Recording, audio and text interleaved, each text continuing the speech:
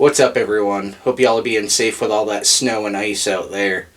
As a way for you guys to try and get to know more about me and get a vibe for who I am as a person and the type of stuff that I am into, I'm going to be doing a lot of different top 10s and ranking videos, so please be sure to go down into the comments and let me know what kinds of topics and videos you want to see be covered. But for today, we're going to be taking a look at my top 10 favorite sitcoms of all time. I have my list here right in front of me, so we can just go through it, hopefully without me rambling as much as I usually do. Before we begin, though, I do have 5 honorable mentions that I wanted to just briefly talk about. First one would be My Name is Earl. Absolutely love the cast and the concept of the show, especially Jason Lee and Ethan Suplee. Who doesn't love Crap Man? It's just a really funny show with a good message. It's just not one that I rewatch as often as the others that actually made this list. Third Rock from the Sun. Absolutely hilarious show. Has a great concept. I love the cast. I love the characters. I always watched random episodes of this on TV all the time when I was a kid. Just throw on cable and it was playing. It's not an all-timer for me. There's obviously shows that I like more than this one. Friends, one of the sitcom pinnacles. There's a reason it's a classic. I definitely understand why some people don't like it. It has its low moments, but I love the characters. I love the situations they get into. 2.5 Men, absolutely great show. It definitely has its off moments early on, but once they replace Charlie Sheen with Ashton Kutcher, I just have a hard time getting into it. Much like Community, which is another show that almost made this list. Once Donald Glover leaves and the core dynamics of the cast changes, I have a really hard time getting into it, and 2.5 Men is a victim of that. And the last honorable mention is Freaks and Geeks. To me, it's not really a sitcom, it's more of a teen drama, but according to the internet, it is indeed a sitcom. So, here it is. This show just got shortchanged by its release schedule with the network and everything. If there was more than one season of this show, this would easily be an all-time, top 5 at least. It is fantastic. I love the characters. I love all the performances. I like how everyone, even the smaller background characters, kind of get some kind of story going on to keep them realistic. It's definitely more dramatic than it is gut-busting, although it does have a lot of really good laughs in it. Like I said, it just got really shorthanded by the fact that it was only one season. Now, before we begin the official list, if you like this video and want to see more like it, please be sure to like, share, subscribe, as well as go on down to the comments and let me know what your favorite sitcoms of all time are. There are so many that I don't see anybody's list being even remotely similar to each other. My top 10 started as a top 70, and I had to keep whittling it down. There are so many great ones. But with that out of the way, let's just get right into it with my number 10, and that is Home Improvement. Just a classic family sitcom I grew up watching. I love Tim Allen. I love Patricia Richardson as the parents. I love the kids. I like the side characters of Al and Wilson. And this is just one of those shows that, watching it as a kid, it felt like I was kind of growing up with the Taylor boys, like Randy, Mark, and Brad, at times. It's just one of those formative shows for me. There's a lot of hilarious episodes, as well as some nice learnt lessons along the way. I absolutely just love this show, and it is actually one of me and my wife's go-to sleeping shows. At number 9, we have That 70s Show. Probably the sitcom that I watched the most growing up, especially in my preteen and teen years. I do have older siblings who got into the show that got me into the show. I know the stuff about Danny Masterson, but I can't help but love the characters in this show. It definitely has its down moments, especially once Topher Grace and Ashton Kutcher leave. After season 7, it goes really downhill. But I can throw on seasons 1 through 7, any random episode, anytime, and just have a fantastic time. I can relate a lot to the character of Foreman, whether that's good or bad at times, you be the judge. And that made me a big fan of Topher Grace as an actor. I think he is very underrated. This show just has the problem that I was mentioning with Two and a Half Men, where once the core dynamic shifts and it's not the same, it has a hard time keeping my focus. I genuinely don't like any of the episodes in season 8. But as I said, I can throw on any episode from a previous season, and even the lesser episodes, I still have a good time with. I love this show. At number 8, we have The Fresh Prince of Bel-Air. Now, I've never been crazy about Will Smith as an actor. I actually prefer his music over him in movie roles, to be honest. Not that I think he's terrible, it's just anytime I see him in a role, there's 12 other people that could have done that role and it would have been just as good, if not better. There's just something with him that I've never fully connected with. And that was before all the shit with Jada Pinkett came out. But this show is probably my favorite thing he's ever done, besides Enemy of the State. That's a fucking awesome movie. I absolutely love the fish out of water story concept going on. I love a lot of the side characters. Carlton is one of my favorites, has been ever since I was a kid. Uncle Phil, honestly, has felt like a surrogate father at times, connecting through that show. There's so many funny moments and episodes in this show, while also having some more serious messages and stories going on sprinkled throughout. It's just a show I can throw on anytime, have a great time. I feel like I'm repeating myself already with reviewing sitcoms, but it's hard to find different things to say. This is just a great one. Obviously, anyone who's seen it knows you can't go wrong. It's just got a lot of heart, some great lessons learned, especially for a sitcom that's definitely on the more over-the-top side in nature. At number 7, we have The King of Queens. And I'm going to repeat myself again. I love the show, I love the characters, I love their dynamics. It's really funny to me. This is honestly probably the only thing I actually like Kevin James in. Not a big fan of pretty much any of the movies he's done, besides maybe Chuck and Larry. And as funny as he is in this show, I also really like Leah Remini. I hope I'm saying that name right. But Jerry Stiller is the absolute gold standard standout of this show. He is just so funny as Arthur, the father-in-law. This isn't one that I watched a lot as a kid, but the more I checked it out as I got older, the more I grew to absolutely love and dig this show. It's got some episodes that have all-time moments for me, and I just always have a smile on my face when I watch this. At number 6, we have How I Met Your Mother. Now, I absolutely love this show, but I do despise some of the characters and the things that they do throughout at times. Especially Lily. Some of the psychotic fucking selfish things that she does almost detracts from the show, but I think it does a good job at kind of like quickly moving past it. And Ted, the main character, can be very mopey at times, which is off-putting, but I don't think it's too much of a burden. But like I just said, I love this show. I like the concept of him retelling this long-winded story of how he met their mother to his kids, if you couldn't guess by the title of the show if you haven't seen it. I just really enjoy the search for love aspect of this show. There's so many great jokes, especially a lot of the running gags throughout the entire series I just think are hilarious. I absolutely adore the character of Marshall, played by Jason Segel. How could you not? If I did a top 10 list of my favorite sitcom characters of all time, he would make that list and be pretty far up there. Neil Patrick Harris is legend, wait for it, Derry, as Barney, the ladies' man. He's the funniest part of this show by far. Now, the final few episodes really hold this back for me, though. If it wasn't for what they do to the mother after he finally meets her, and what they do to Robin and Barney, this would probably be my number 1. Like, I absolutely love this show. I just hate how they decided to wrap things up.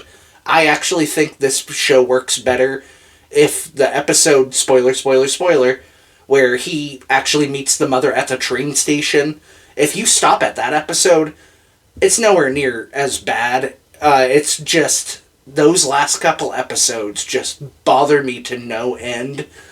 But on the other hand, it's bittersweet because I could rewatch the show all the time. I just think it is so funny and so charming.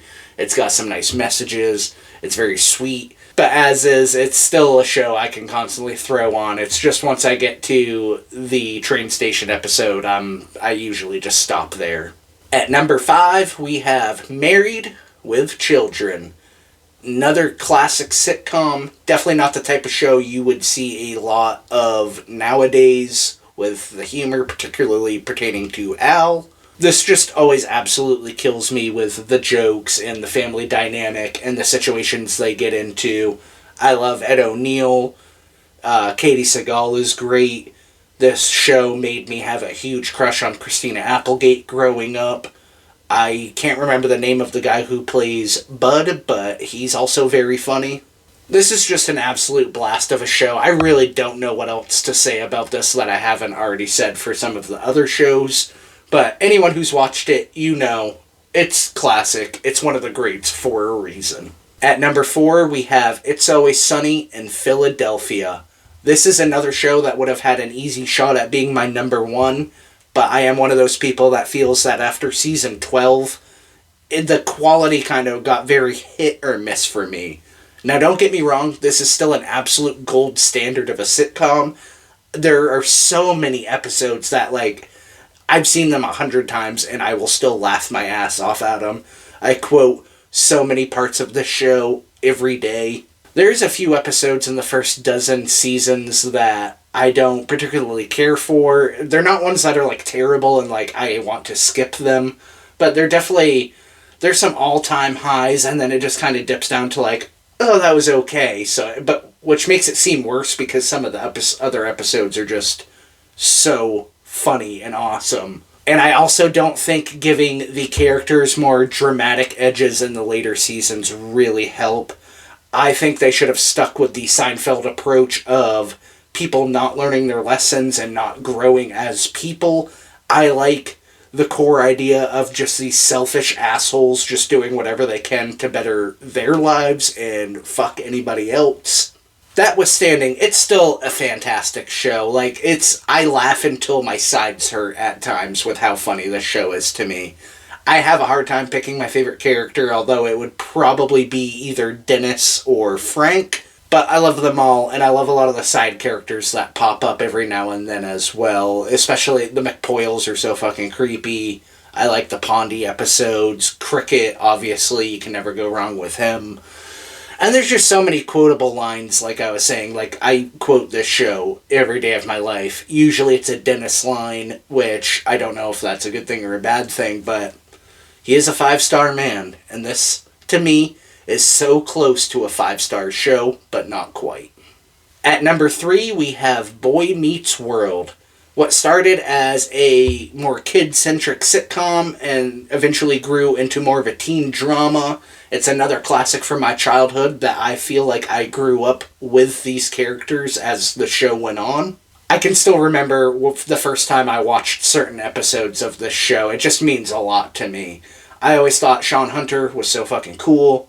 Topanga, like Christina Applegate, was someone I had a major crush on. How could you not? Feeney is great. As a kid, you kind of think he's kind of a dickhead with him being more on the strict side, but as you grow older and mature, you start to realize what a great role model in person he was. And it's got a lot of heart and some good moral lessons going on as well. My main thing with the show is I just wish they didn't make Eric such a moron in the later seasons.